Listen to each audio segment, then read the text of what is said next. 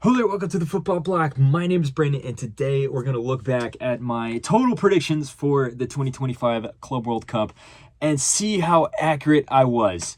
So if that sounds interesting, let's hop right into it.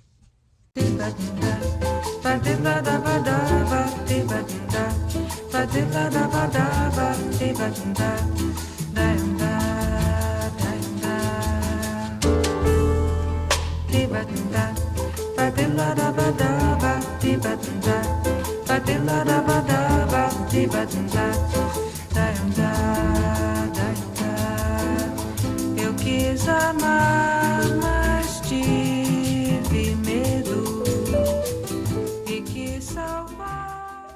So the Club World Cup has come to a close. Chelsea FC are the champions after a very memorable tournament from them, at least from a Chelsea point of view. It was a very admirable journey to the point. It wasn't easy. They had to overcome a lot of obstacles. And overall, like I've said before in previous videos, I actually really enjoyed this tournament. It was really cool. Of course, as a Barcelona fan, I really wish that Barcelona was here. I think they would have had a really good shot at winning it, all things considered. But overall, still, it's a great tournament. But again, let me preface that by saying I am an American.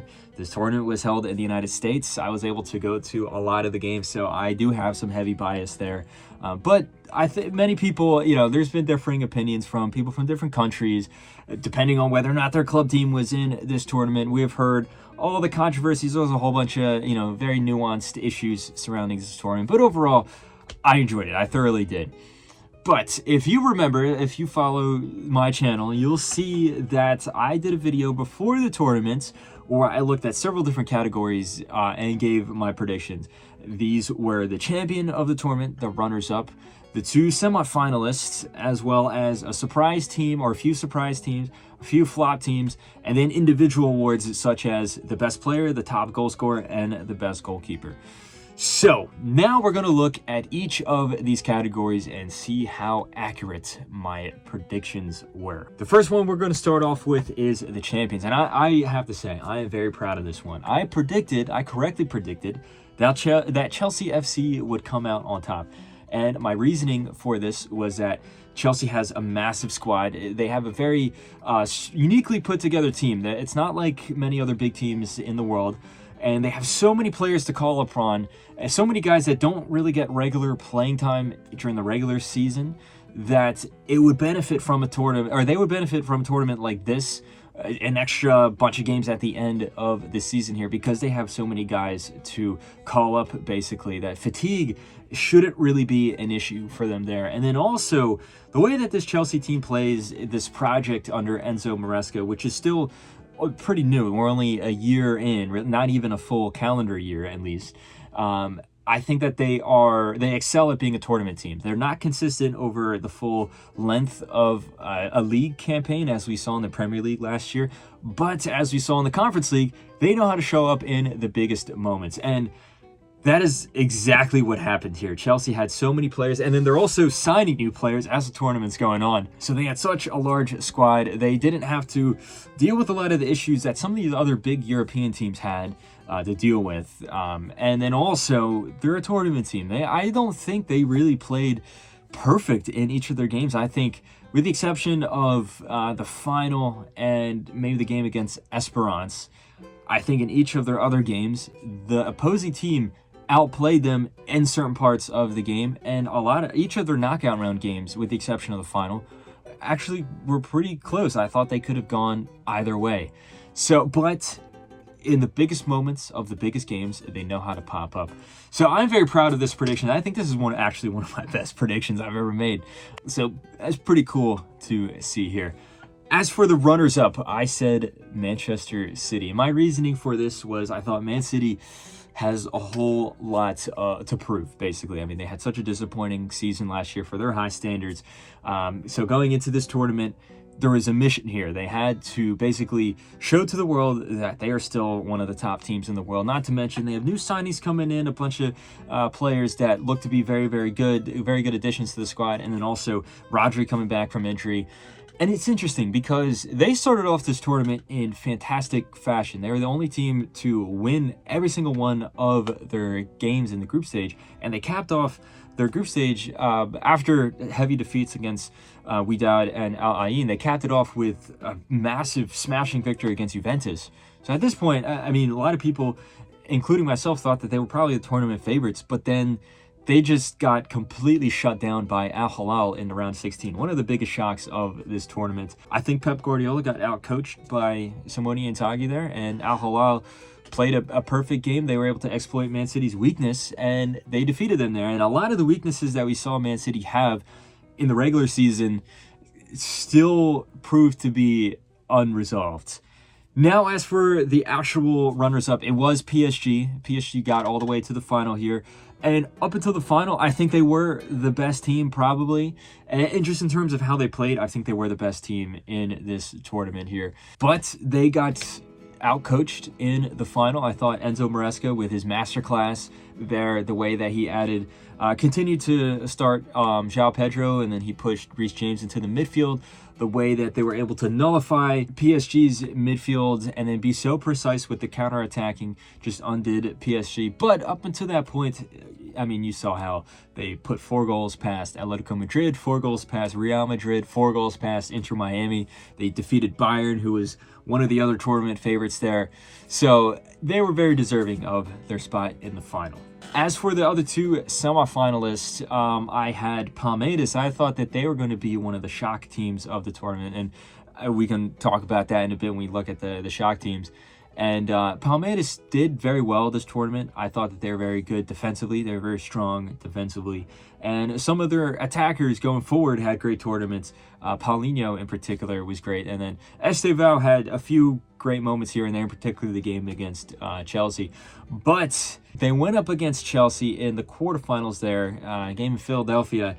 And I thought this game really could have gone either way, especially how the game unfolded in the second half. But Chelsea got lucky with a deflected goal, an own goal, and then Palmeiras was eliminated there. So Palmeiras didn't get to the semifinals. They were this close to, but it was still a very admirable run from them.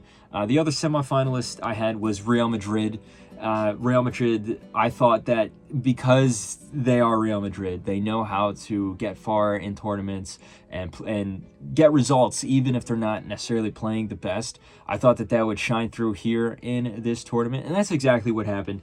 At times, Real Madrid was great. We saw against, for example, their comeback against Pachuca, or the way that they played against Real Salzburg, or the game against Juventus. They played well, actually. But there was some glaring weaknesses in this team, specifically defensively. And that's expected. Obviously, there's an injury crisis at Real Madrid, specifically with their defenders. Xabi Alonso, this is his first tournament with the team. Those were exploited heavily by PSG in the semifinals there. And that's what happened. But they still did make it to the semifinal there. As for the other semifinalists, it was actually Fluminense that made it instead of Palmeiras, unlike my prediction there. So I did correctly predict that a Brazilian team would make it that far. There would be one shocking team into the semifinals there. Fluminense was the outright shock team of the tournament. We can head right into the next categories here. They were the outright shock team of the tournament. They played wonderful throughout the group stage. I think a big part was just particular players that played well, in terms of like João Arias, Thiago Silva, Fabio, the goalkeeper. There was a bunch of other players in there. Gonzo rolled back the years. But I think the biggest cog in that machine was Renato Gaucho. I think he actually had a great tournament as a manager there. The way that he was able to switch up the style depending on the game. Fluminense could be super defensive and pragmatic, or they could be an attack-oriented team. They did well in the group stage. They outplayed Borussia Dortmund, in my opinion, put 4 goals past Ulsan HD, got the result against Mamelodi Sundowns, then shocked Inter Milan, then defeated Al Hilal, who just then came off their win against Man City, and played really well against Chelsea, but I think they kind of just hit their ceiling there, really. So they were the other semifinalists, and they were the most shocking team of this tournament. You do have to say there was some other teams that I think, made some waves. Al Hilal, as I mentioned, the way that they eliminated Man City. Also, they played well throughout the group stage too. I think Monterrey, the fact that they made it out of that group also gives them qualification to being one of the shocking teams. The teams that I thought would be was Palmeiras and River Plate. And Palmeiras, for the reasons I mentioned before, I think that you can qualify them as one of the teams that exceeded expectations. They played very well. Like I said, they're very solid at the back. River Plate, on the other hand, they had a disappointing tournament. They started off in great fashion against Ural Red Diamonds. They had a very hard-fought 3-1 win there, very good performance there. But then they didn't beat Monterrey, despite playing better than Monterrey. I thought they really should have grabbed the win there. And then that put them in a very precarious situation where they had to defeat Inter Milan, and they were fighting so hard for that win that they got exploited on the counter. Inter came in with the win. Not to mention that River Plate went into that game without some of their best players because they just completely lost their composure. Yellow card suspensions and red cards in the game prior that completely ruined their game plan. So River Plate, I think if they were able to hold on to their composure and if they defeated Monterrey, I think they could have ended up being one of the surprise teams this tournament, but in reality, they shot themselves in the foot. Now, as for the flop teams, I had two teams here. I said Bayern Munich and Inter Milan. The reasons for Inter Milan were more self-explanatory. They had such a grueling end to such a tough season that just finished. I mean, they played well overall. They were at one point on track to win the treble, but it all collapsed at the last moments. The way that they lost to AC Milan in the Coppa Italia semifinals, they lost Serie A on the last day, and then the worst embarrassing result of them all was getting demolished 5-0 by PSG in the Champions League final. So I thought heading into this tournament, especially since Simone Inzaghi left as well to Al Hilal, these guys also a lot of them are very old. They're going to be tired. I thought that it was just a recipe for disaster, and that's pretty much what happened. It wasn't as bad as I thought. I thought that they wouldn't even top their group. They did top their group. It was very tough. I mean, they had to come from behind to win against Ural Red Diamonds. They got outplayed by Monterrey, I thought. But they did finish top of the group and get to the round of 16, but they got completely undone by Fluminense. Masterclass of a performance there. From minute 1 to minute 90, Fluminense were the better team, I thought. They were just way more intelligent. They were able to attack at the right times. Defensively, they were unbeatable. And Inter Milan went out. So that prediction there for me was correct. Now, the next one I had was Bayern Munich, and I thought that the defensive frailties that Bayern Munich has would get exposed. I thought that they would finish second in the group and then get shocked in the round of 16 there. And they did finish second in their group because Benfica defeated them there. And they did have some defensive issues. I think a big part was their injuries, but then also Vincent Kompany, which is the way he sets up this team. But it wasn't enough to see them finish, or to see them, get eliminated early on. Overall, it still was a good tournament from Bayern Munich. Now, perhaps Bayern Munich fans might be a little jaded because they would expect to come out on top in this tournament, to win this tournament, which they did not. But it wasn't a flop performance. They had some really good games. I mean, the opening game, they defeated Auckland City 10-0. The way that they defeated a very feisty Boca Juniors team, that was a very hard-fought victory. The way how physical and aggressive Boca Juniors were, and then they defeated a similarly feisty and aggressive and attack-oriented team in Flamengo, and then they fell to PSG. No shame in losing to PSG, and the game was very close. I think Vincent Kompany actually set up the team very well. And if it wasn't for how talented PSG's wingers are, I mean, we could be talking about Bayern Munich making it to the final or making at least to the semifinals. So Bayern Munich certainly wasn't a flop team. As for the other flop teams, I mean, it's hard to point to, just one more. There's a few others. You can say Man City, the way that they exited meekly like that, despite starting the tournament so well, was a bit of a shock. You can also say Juventus as well, the way that they also started the tournament so well and then finished it terribly. There's a few others you can throw in there. I mean, a good shout would actually be Boca Juniors as well, the way that they started the tournament so great. And then they lost. They threw away the lead to Benfica. They lost to Bayern. That's kind of expected. But then they couldn't even beat Auckland City. They tied Auckland City. I think that does put them in contention for being the flop team. Now let's look on to the individual awards. And then the first one we're going to look at is the best player of the tournament. And this one, I got this one spot on as well. I said that Cole Palmer was going to win best player of the tournament. I thought that he was going to pop up in the biggest moments and he was going to lead Chelsea to victory here.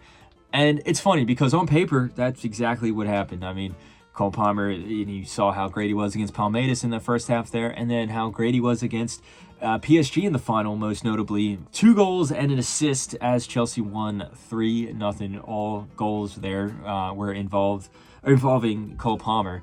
And that was enough to give him the golden ball there. So I got that one spot on. But what's interesting is that I personally don't think that Cole Palmer deserved the award. I don't think that he was the best player. Now, it was phenomenal in the final, and he was pretty good in the first half against Palmeiras. But other than that, it didn't really do much this whole tournament, I have to say. I mean, he was okay against Fluminense, but other than that, I mean, I think it was actually kind of a lackluster performance for Cole Palmer. But then that leads you to the question is, who deserved the golden ball then? And it's hard to say. There wasn't really any outstanding player. I mean, there was many players that had great performances, but there wasn't one guy that was like, wow, this is the guy that stands head and shoulders above everyone. And that sometimes happens at tournaments. But, some of the other options, I mean, over Cole Palmer, I personally would have given it to, Hakimi. I think Hakimi was great, both defensively and offensively, and then just how integral he is to how PSG play.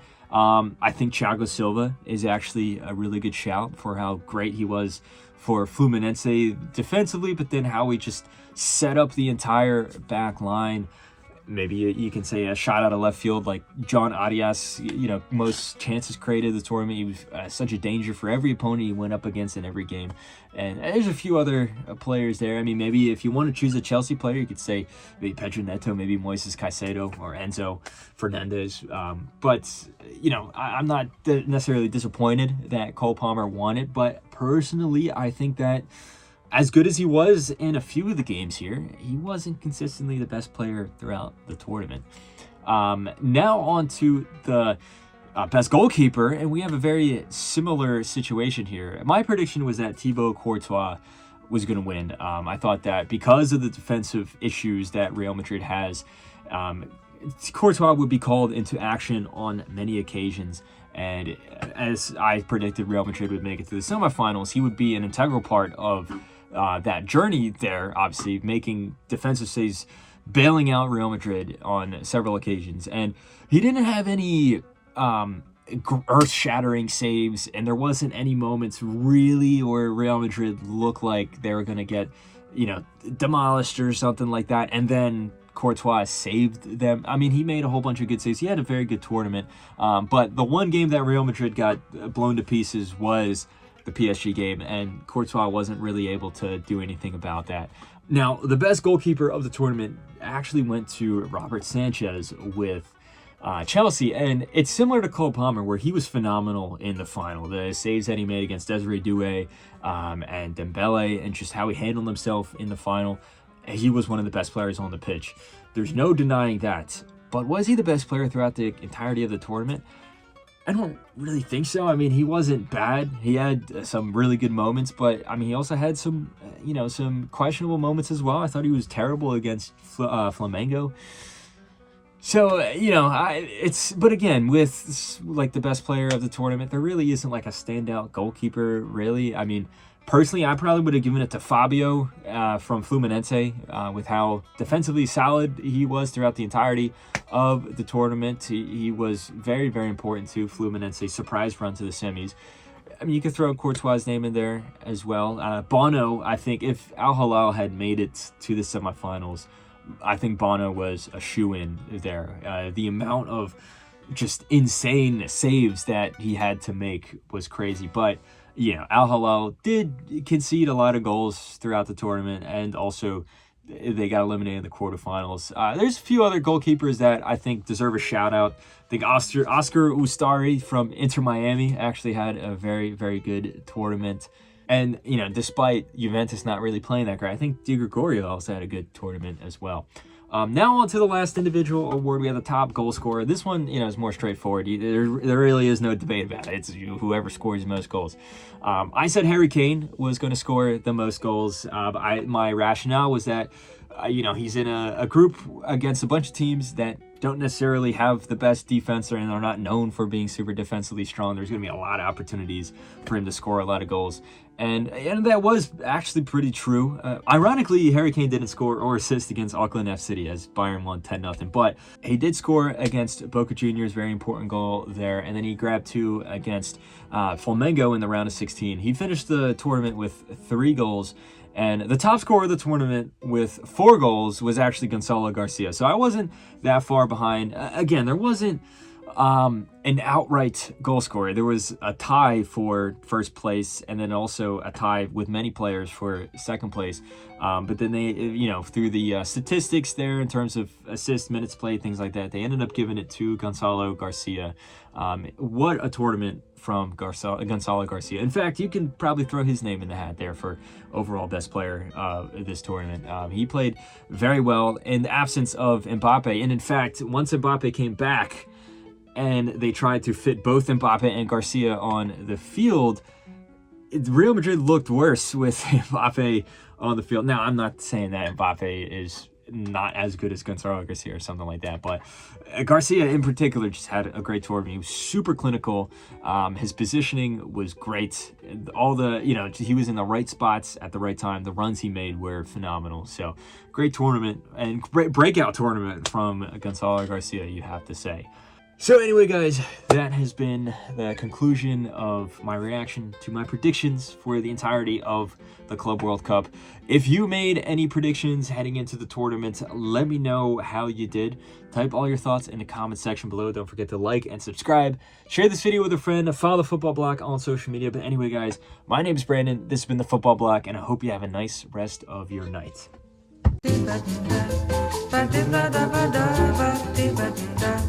Ba-da-ba-da-ba,